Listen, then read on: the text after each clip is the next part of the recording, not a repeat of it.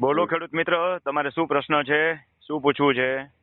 Sir, મેં તમને જે પીડીએફ મોકલાવી છે એમાં છે ને બસ ઉભા રહ્યો પેલા જનરલ સૂચના સમજી લ્યો. હા સર. તમારા પીડીએફ ના પાના ઓછામાં ઓછા 150-150 છે.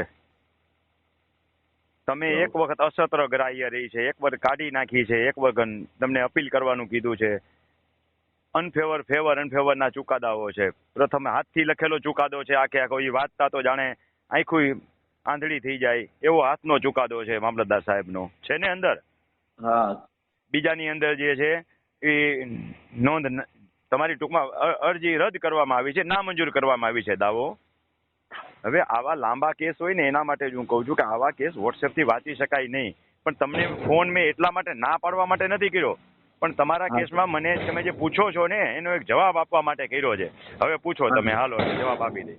હા તો અમે આ જે અપીલ કરી છે સિવિલ કોર્ટમાં, ડિસ્ટ્રિક્ટ કોર્ટમાં, એ સમય દરમિયાન છે ને જે સામેવાળી પાર્ટી છે એ પોતાનું તે જમીન પર છે ને એક પ્લોટિંગની પ્લાન પાસ કરાવે છે. તો એ સમય દરમિયાન તમારો વકીલ શું કરે છે? આના માટે તો કાયદામાં જોગવાઈ છે. નથી આપતા. હલો, એ અમને નોલેજ ઓછું છે તો એ અમને એટલું કહેતા પણ નથી કે આપણે કોણ નથી કહેતું? કોણ નથી? શું કામ નો કે? સરકારી વકીલ છે કે તમે પૈસા દીધા છે? ના, પૈસા દીધા છે. ઓછા દીધા છે ને માગ્યા એનાથી? શું કામ જવાબ નો દે એમ કઉ છું? ખબર નહીં. હવે અમે જેટલું કહીએ ને ત્યારે એને નોલેજ આવે એટલે એ પ્રોસેસ કરે. તો આમાં તો ક્યાંથી કાઢી લેહો તમે કાંદો? જયારે તમે કયો એટલું એ કામ કરે. જુઓ, મારી વાત સાંભળો, હવે જાજો સમય નથી બગાડવો. હા સર. આમાં છે ને 50% એડવોકેટ્સ એવા હોય કે એને અમુક આગળની પ્રોસિજરની ખબર નથી હોતી, એટલે તમે કયો એટલું કામ કરે એમાં કદી વળે નહીં. એવા કેસ તમે જીતોય નહીં. એડિશનલ સેશન જજમાં તો તમે હારી ગયા છો, અહીં સુધી તો હાર્યા છો તમે. એડિશનલ સેશન જજ નો ચુકાદો મેં વાંચ્યો, જોયો ને તમે કે નથી જોયો? જોયો. એમાં હારી ગયા છો તમે. હવે આની અંદર એ પ્લોટ વેચે છે ને એને તમે અટકાવી શકો. હું એમ નથી કહેતો તમે કેસ જીતી જશો, એવો મેં અભ્યાસ કર્યો નથી ને કરીએ ન હોવું. એના માટે જેને જરૂરિયાત હોય એ રૂબરૂ આવે. શું કામ એને આવા 150-150 પાના હું ગામના વાંચવા બેહું તો બીજાની સેવા ન કરી. અને બીજા નંબરમાં એ વાત છે કે આવું વાંચી જ ન શકાય. માણસો, તમારું તો જેન્યુન છે એટલે મેં ફોન કર્યો છે, બાકી હું ફોન ન કરું એવી રીતે. પણ માણસો કચરો નાખ્યા જ રાખે, જાણે આપણે કેમ ઓલો કચરો વીણવા વાળી બાઈ ન હોય, હા, ગાડી નીકળે હંધાય કચરા ઠાલે, એમ કચરા ઠાલવે છે. હવે એમાં જેન્યુન વયું જાય તમારા જેવું હોય. આ તો બધી મેં રસ લઈને જોયું, પેલા તમને જવાબ આપી દીધા પછી, કારણ કે છેલ્લે તમે કોઈ લખ્યું છે કે મારા વકીલ જવાબ નથી દેતા, એટલે મને વિચાર આવ્યો કે જોઉં. હવે આમાં છે ને એ વેચે છે, તમે લખ્યું છે કે પ્લોટિંગ કરીને વેચી નાખે પછી તમે કોની પાસે લડવા જાઓ? પછી તો વયું ગયું બધું. તમારી ફેવરમાં ચુકાદો આવે તો કાંઈ ન થાય. બરાબર છે. આપણે ત્યાં ચાંદલો કર્યો હોય, એ છોકરી હારે લગ્ન કરવાના હોય, કોક હારે ભાગી જાય, પછી આપણે શું કામનું લગ્ન કરીને પાછી આવે એક છોકરું ભેગું લઈને? તો એમ તમારા કેસની અંદર દસ્તાવેજથી બીજા પ્લોટના દસ્તાવેજ કરીને બીવા જોઈએ. એ બીવા માટે કેમ આપણે અહીંયા ચેતવણીનું બોર્ડ મારીએ? હા, એમાં અહીંયા ચેતવણીનું બોર્ડ મારવા નથી જવું. લીઝ પેન્ડન્સી દસ્તાવેજ કરાય. શું કરાય? Lease pendency. એટલે પ્લોટ કોઈ ખરીદે નહીં. રજીસ્ટ્રાર કચેરી જાય ને એટલે બીવે. ન્યા બોર્ડ માર્યું કહેવાય. ન્યા જાહેરમાં બોર્ડ ન હોય, અમારી ભાષામાં બોર્ડ કહેવાય. તમારા વકીલને કહો કે આપણે લીઝ પેન્ડન્સી કરીએ. શું કહેવાનું છે?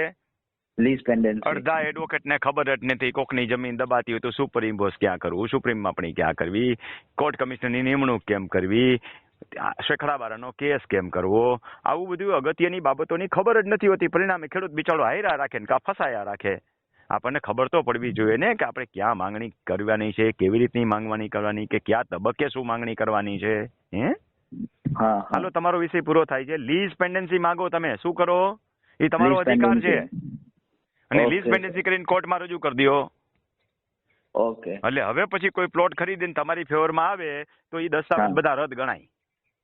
ઓકે. તમે સરળતાથી રદ કરી શકો. ઓકે. આવું બધું જાણવું હોય તો તાલીમ કેમ્પના વિડીયો જોતા રહેજો, અને અનુકૂળતા હોય તો કોઈક દીક તાલીમ કેમ્પમાં આવજો. બાકી હું તાલીમ કેમ્પની જાહેરાત કરવા માટે નથી કહેતો, પણ તમારા કેસમાં તમારે કંઈક વિગત જાણવી હોય ને રેવન્યુ રેકોર્ડ સમજવું હોય તો આવજો. બાકી મારા ઉપર ઉપકાર કરવા કોઈ આવે એવું હું ક્યાંય કહેતો જ નથી. ચોક્કસ આવશું સર. બીજા નંબરમાં હવે સાંભળો ખાલી, જે લોકો ફેસબુકના માધ્યમ દ્વારા સાંભળે છે એ લોકો પાસે તો કાંઈ નોલેજ છે જ નહીં. એકાદો વિડીયો સાંભળતા આવ્યો ને પાછા એમાં કોમેન્ટ્સમાં લખે કે તમારી વિગત સમજાતી નથી, તમે મને ફોન કરો, તમે મને મોબાઈલ નંબર આપો. આ ફેસબુક વાળા બધાને કહેવાનું કે વિગતવાર સમજવું હોય તો મારા 1800-2000 વિડીયો યુટ્યુબની અંદર છે, એટલે યુટ્યુબમાં જઈને રમણીકભાઈ કોટડિયા લખી વિડીયો સાંભળવા. કારણ કે નોલેજ હોય પછી હું કોકને વાત કરું તો એ સમજાય, બરોબર ને? હવે નોલેજ જ નથી એને હું વાત કરીને હું સમજાવવાની, 5 મિનિટની 50 મિનિટ વાત કરું તો નથી સમજાવવાની. તો પેલા નોલેજ ક્રિએટ કરવું પડે, અને આવું નોલેજ ક્યાંક કાયદામાંથી સાંભળો એના કરતાં યુટ્યુબમાંથી તમને એવું લાગતું હોય કે ઉપયોગી છે તો સાંભળવું. બાકી કોઈને એમ થતું યુટ્યુબમાંથી સાહેબને પૈસા મળે છે તો એને કહેવાનું કે નો સાંભળતો ભાઈ, અહીં કાંઈ એમાંથી કાંદો કાઢી લેવાનો નથી યુટ્યુબમાં. બરાબર છે સર. તો તમારો જવાબ મળી ગયો પરફેક્ટ તમને? હા ભલે ભાઈ. હા, વિગતવાર યુટ્યુબ જોતા રહેજો, ઘણી બધી વિગત છે. આ વસ્તુ સુપર ઇમ્પોઝ કીધી ને, ઓલી સોરી તમને મેં લીઝ પેન્ડન્સી કીધું ને, એ મારા વિડીયોમાં 7-8 વખત હું બોલેલો છું. હેલો, એ લીઝ પેન્ડન્સી નું તમને કીધું ને, એ મારા વિડીયોમાં 7-8 વખત બોલેલો છું, એમ કહું છું. હા હા, ભલે ઓકે. હા.